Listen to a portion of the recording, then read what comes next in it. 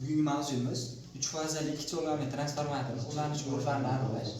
Bizga kerak bo'ladi 3 fazali manba, 3 fazali 2 cho'lg'amli transformator. Bu transformatorimiz 3 fazali 2 cho'lg'amli transformator. Biz buni ikkita cho'lg'amdan foydalanamiz.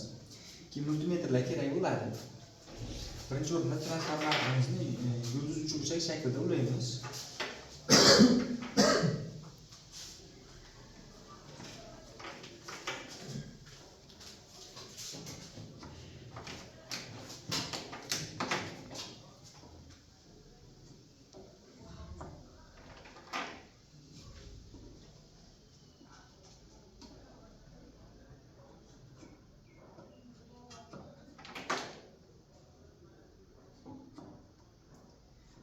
Transformatorimizni yulduz uchburchak shaklida uladik.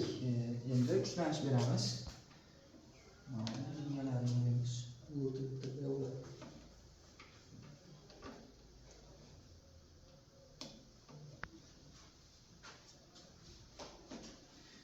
Multimetr bilan ulaymiz.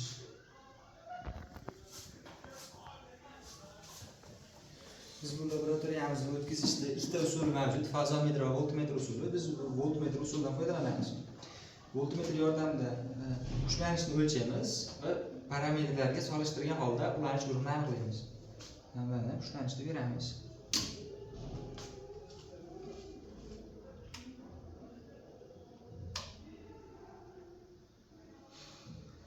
Kuchlanishimiz 237 ni ko'rsatyapti.